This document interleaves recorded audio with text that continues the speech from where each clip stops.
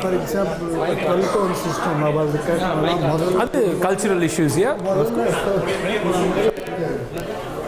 explain technical words like intentionality, and you also use the word ideation. I will. Again. Please I'll just, maybe in the end, I'll just come back and I'll just do a quick round up a few ideas. Which is, in this context, yeah. Can I come to it in the end? Yeah.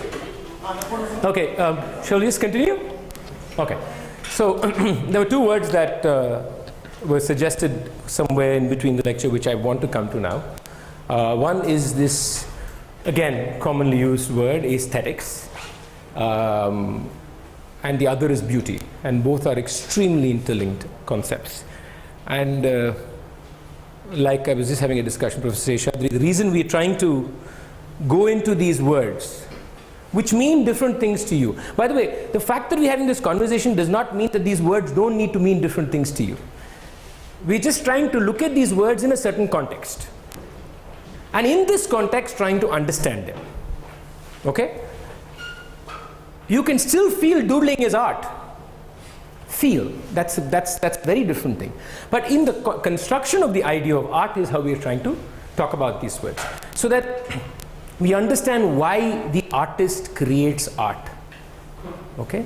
Why the artist spends hours on looking at a canvas. Why those homes are painted in the villages. Why there is this ritual of music that happens when somebody dies. Because there is this very, very clear reason for these processes to have happened. That is why we are defining. So, can I just throw open again a few... Sorry?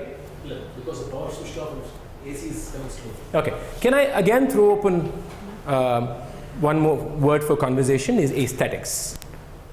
Can we just open it for conversation?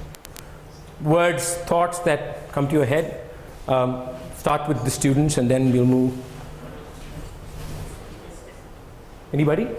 Aesthetics. You've all used the word, right? Aesthetics? Some context I'm sure you would have. Refinement of sensibilities. Refinement of sensibilities. Or is it the science of beauty? Science of beauty. That's a cliche, but it's a good cliche.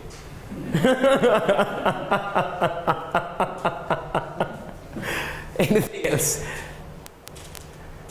Anything else? Joy. Sorry? Joy. Joy. Okay, aesthetics is joy. Pleasing.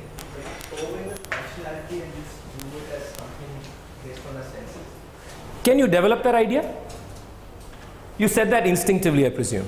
Okay. Can you just develop that idea? Because I just want to see where you're going with it. When we take an object and we want to talk about its aesthetics, we would eliminate all uses per se of it, all functions that it has, and just look at it from the viewpoint of our senses. So you are somewhere saying aesthetics is not connected with functionality? Are you saying that? Does anybody else, anybody disagree with him? Functionality itself is aesthetically appealing. Like? Example please. Sorry? Like a diamond sparkles, that's its function. Sorry, what sparkle? Diamond sparkles, I mean, its functionality is jewelry. Sorry, I couldn't hear you, sorry. Diamond sparkles. Yeah, and its function. What is its function? Jewelry. Oh, you mean diamond sparkles. Oh, okay. Okay, I was hoping you'd go somewhere else with it, but you didn't, but that's okay. He's saying that aesthetics is not connected with the functionality of the object. That's a very...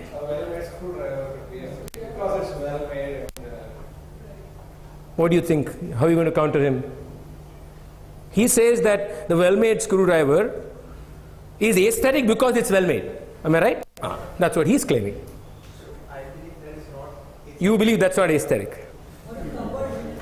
Doors fit properly, closes properly. It's beautiful because the door open and closes nicely.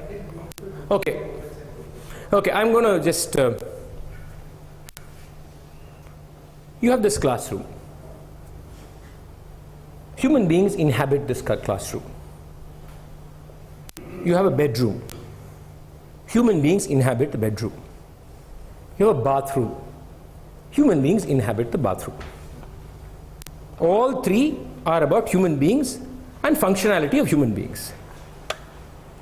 Are you telling me that the construction of this classroom or the idea of this classroom being aesthetic is no way connected to the fact that this classroom is about a lecturer talking to a group of people and the possibility that you can listen to the lecturer with clarity, and that this interaction that is happening here today can happen with ease, comfort, and help in the endeavor of this process?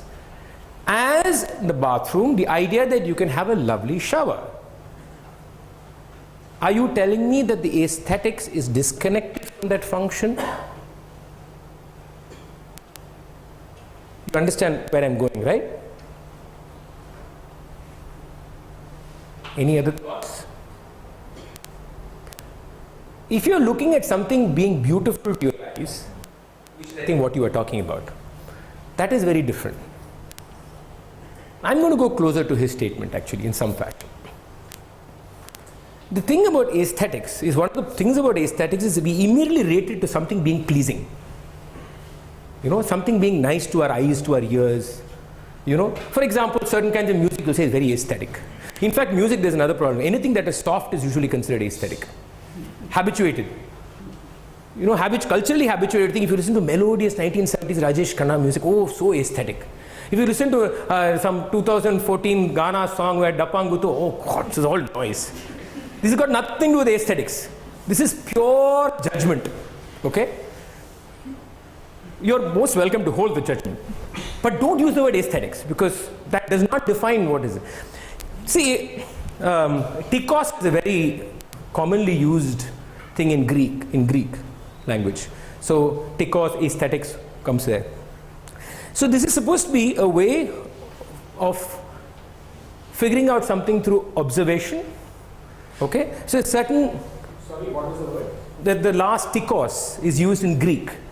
And wherever it's used, it usually refers to a process or the word or the field where observation and understanding is the basis of that act.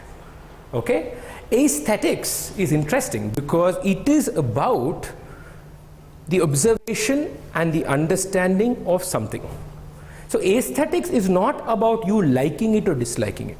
And the important part about aesthetics is it is definitely connected with the functionality of what you're observing also. So, you know, for example, you can build a beautiful building, okay, in say forest land, which is 36 floors. You will say that's unaesthetic simply because it does not have any connection with the environment in which it is being built. So it's an unaesthetic building because its functionality also includes its environment of existence. So the functionality is about this. It is also about this campus being functional in terms of space, in terms of trees, in terms of what it intends to give you as students here as experience in an institute. So aesthetics is about that whole idea of history, context, environment, functionality, and all this put together is the construction of that art. So the art form is inherently constructed based on all these things. Okay? I think he's right, because how often can you say this with that what an aesthetic shower or what an aesthetic dustbin or something like that? You don't say that, right? So how does that... It is usually associated with the sense. That's what he said. I mean, you can define and make it various, but that doesn't make sense. But the fact that you don't use it in the idea of functionality does not mean that it is not intrinsically connected with functionality. In fact, one of the problems is that you don't use it in connected with functionality is my point. Oh, that's how does it not make sense? You wouldn't say like a dustbin. You don't refer to it in the context of a dustbin because it has to do with trash, which you don't find. So the judgment the judgment you're making here is the judgment of something being pretty. And the judgment you're making with the word aesthetics is that you have shall we say, overlaid the word with the idea of something pretty. My point is that overlaying is the problem, which you think it doesn't make sense. I am telling you that overlaying is foundationally problematic, because if you look at aesthetics as an idea, aesthetics does look at where it is. Something is, if you go to, why is Ambani's home unaesthetic? Because all around his home there are people living in slums, and it disregards the basic ethics of human living. That is, I'm not. That is what I'm not going into. See, that is what I'm not going into. Of him finding it pretty or not is not my concern at all. Because the moment I go there, there is actually no discussion we're going to have. Okay, because that is a very different. That's prettiness. I'm not. The fact is that in the context of where that building is, it does not relate to where it is, and that is what is also important. If you ask any architectural person, in the functionally the aspect of construction is also this, and aesthetics is involved in that discussion. Actually, what he meant was probably that we usually attach that word aesthetic to senses more than functionality. No, he said there's no functionality. I mean, that is negligible. That's what I think. No, both are. So mathematicians some tool can be aesthetic because it is, the functionality of that tool is pretty or something. So in that Sorry? sense, So my point is I don't agree with that. My point is aesthetics is about looking at the idea of something beautiful based on its totality, and the totality includes functionality. The part of the totality of looking at anything includes also its functionality, because functionality is not a tool. Functionality is an existence. Don't look at functionality of saying a shower is not just a tool. Look at that as a part of the whole construction of living. If you look at it that way, the functionality becomes slightly larger than just being about a space. This classroom is not just about a tool, it's a space of human interaction of a certain kind. So the idea of functionality, let's not reduce it to be some kind of a tool to do something. No, functionality is about a way of working relationships and yourself in a social, in an environment, and therefore functionality is slightly larger, and that is one very strong element in observing anything. And aesthetic inherently builds into its construction this also as a part of it. I am not now I am not going into whether he finds it pretty or not. Yes. For example, Taj Mahal is aesthetically appealing. What is the functionality of that? Now, very good question. Now, first, you find it appealing. Okay? I'm not going to argue whether you should find. There are people who don't find it appealing. So I don't know. There are people who don't like it also. I think that the functionality, the aesthetic functionality of the Taj Mahal has got to do with why the Taj Mahal was built.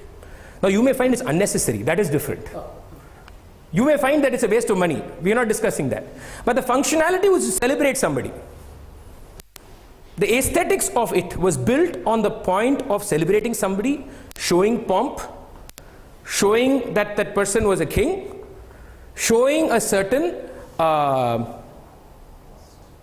magnificence, was part of the functionality of how aesthetically it was built. Now, whether you find it useful to society is not what I'm discussing here. No, the point is, even if it was built without those functions in mind, I would still find it aesthetic. But fundamentally it was built with those functions in mind, which is why you find it also constructionally nice. You're now retrospectively thinking how you would respond to something if you didn't have those functions. I have no way to answer that. I mean, I really don't have a way to answer that. But I'm just saying, if you look at the Taj Mahal, and don't look at, again, don't belittle functionality to be some kind of a little, tool. That's part of the aesthetic experience.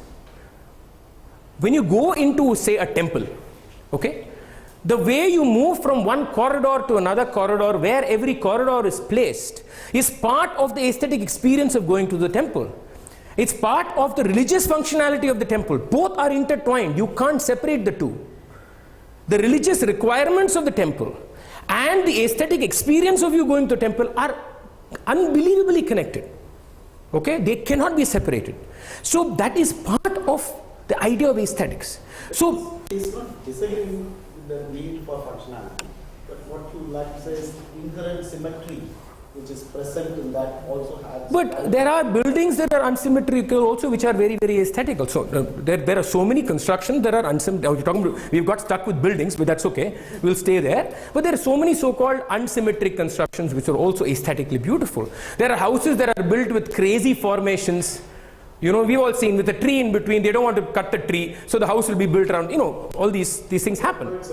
No, sometimes it's also, see, symmetry is not necessarily the basis of something you to find pleasing. Now you're talking about something that you're using the word aesthetics for pleasing.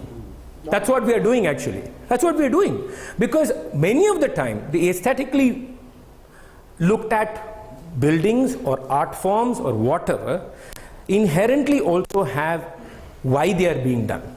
If I sing a certain raga in a certain way and you find it beautiful, the construction of that raga in that certain way is fundamentally part of the reason why you find it beautiful. The construction cannot be divorced from the experience. And aesthetic links construction and experience, and automatically history. Automatically history is connected, which means cultural baggage that all of us hold also is part of it. So this whole idea of what makes something into a form, the experience that that form gives, are both inbuilt in when we use the word aesthetics, which is why it cannot be defined as only what you find. So the senses is gathering both in the experience. The senses gathers both in the experience, but you don't see the construction obviously in front of your face, but the construction is what is enabling you to experience. That's the point. Sometimes it's also right now always it is subjective. Dismissed with beauty, prettiness, all that. So construction versus the experience of construction creates some notion of aesthetics that we are discussing, but it's still subjective. It can never be objective. Well, is that a statement or a question? It's both. Because in a statement I'm not going to say. No, then it's a question. Okay, I'm going to disagree with you. Okay. I'm going to disagree with you. Time is a problem today, but I will try. On how you can actually look at aesthetics. Now, suppose you can divorce yourself. Now, if you're looking at an object, I'm just going to throw this open and probably leave it at some level. You're able to look at an object and be able to divorce yourself from a taste of the object.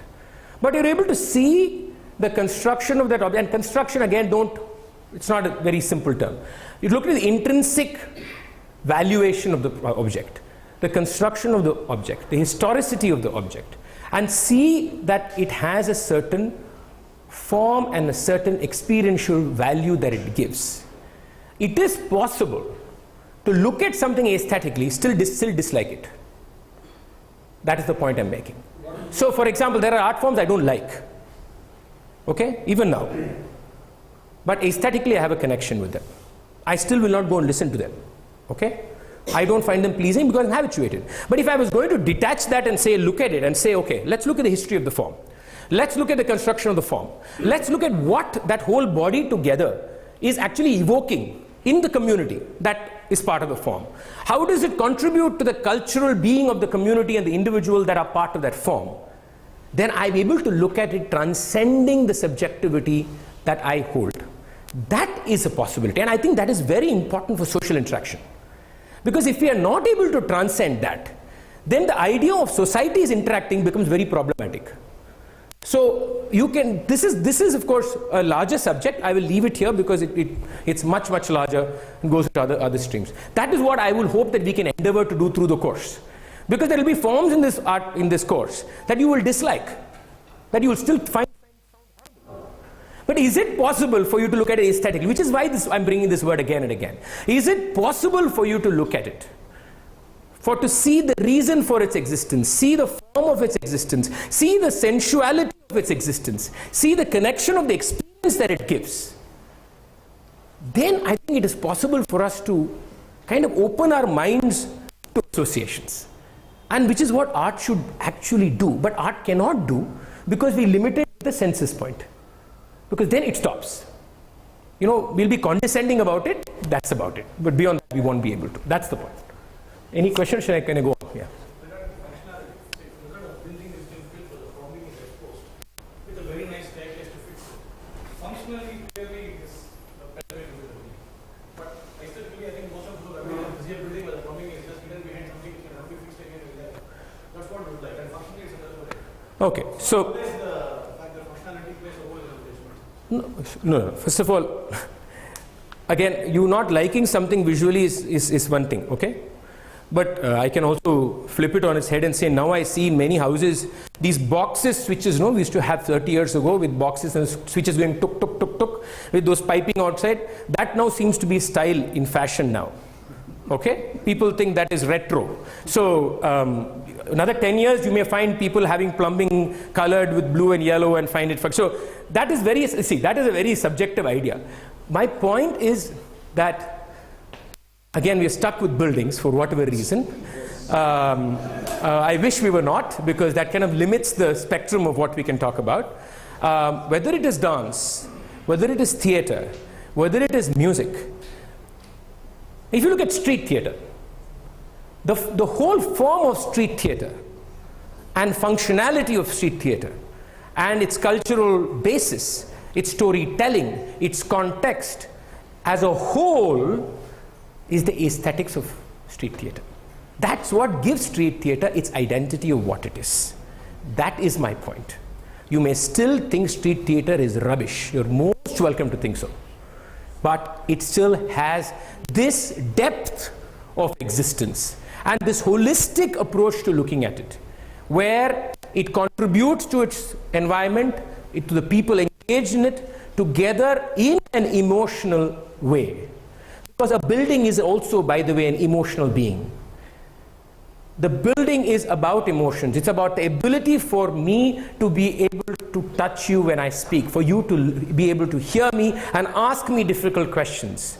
If we had a class that had separated both of us by about 50 feet, the class would not be like the way it is today. Not because you and I do not have a conversation. We didn't enable the possibility. So that's the point. I'm going to move. So the idea of beauty, I'd like to connect to this. So you can look at beauty two ways. One, in the way of saying, I don't find it beautiful. Or Please don't take visual examples. Take music as the example. so that we don't get stuck in buildings. Yes. Okay, for example, music. Can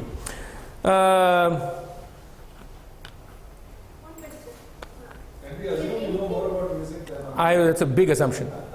Anything which have aesthetics, they are. Anything that has aesthetics, no, aesthetics is a larger word, can be contextually used for anything. Aesthetics can be used for a non-artistic context also. So it has a larger spectrum, but we are now using it in the context of art, but aesthetics need not be trapped to the idea of art. I, for example, use that word, it's social interactions also. But its basis comes from the idea of art. You are using the word for aesthetic experience. Here I'm using aesthetic as an artistic term. Tendulkar's fried rice aesthetic. I'm not, that's a larger, that's a huge subject. I'm not even, if you can just go on this, it's a never-ending thing. Tendulkar's cover drive is aesthetic based on where the ball was pitched, based on where the ball went, based on the whole idea of the footwork, based on the whole concept. Yes, it's probably aesthetic. And I can still dislike Sachin Tendulkar as a cricketer. By the way, you took that as an absolute, is it? It's up to you. You can take it. I'm a Rahul Dravid fan, so for people here who are Sachin Tendulkar fans, you have an opponent. So anyway, yeah. Good one.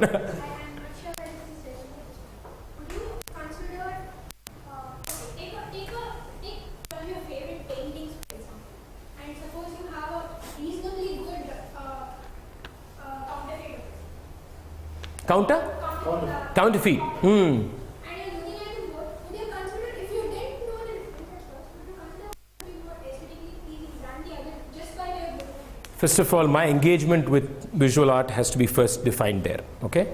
If I'm one of those people who likes pretty paintings in my house so that I want people to think that I know art, then both will not make a difference to me, right? The counterfeit will probably look better than the real. Who knows? But if I'm intensely engaged in the world of art, I would presume, it's a big presumption, I concede, that the person observing it will know the difference, will know the lack of depth there is, or will be able to explain this to you better. I can, for example, tell you musically that answer. If there are the same composition sung by two people, with every phrase the same way, okay, I can still tell you which is counterfeit. I can tell you. So there's a concept of counterfeit? No, I'm just using her term, so there's no concept of counterfeit. I'm just using her term. No, plagiarism, maybe, I don't know. I don't want to use plagiarism. Counterfeit was a prettier term, I just used it, that's all. But in the sense of counterfeit, I can tell you what lacks the depth, the gravitas of that. That I can tell you in music. I can definitely tell you, without doubt. Even if it is sung, which is simply wise, it's the same phrase sung by 10 people, suddenly the same phrase sung by only 2 people somehow stays. And that's in some weird way becomes a universal idea also at times. Imitation. Not imitation. There's something more that happens. And that I think is the contextual point. It is possible. But I don't know anything about it. I'm not so tuned with visual art to be able to answer that question. But to proceed. Yeah, but that's the point. But to proceed to the idea of beauty, which is, I would like to link the idea of beauty very closely to the idea of aesthetics. I would link that very closely to the idea of aesthetics. Because I think beauty comes from this holistic way of looking of its function, of its whole totality, its history, its social context, its, in the case of music, its melody.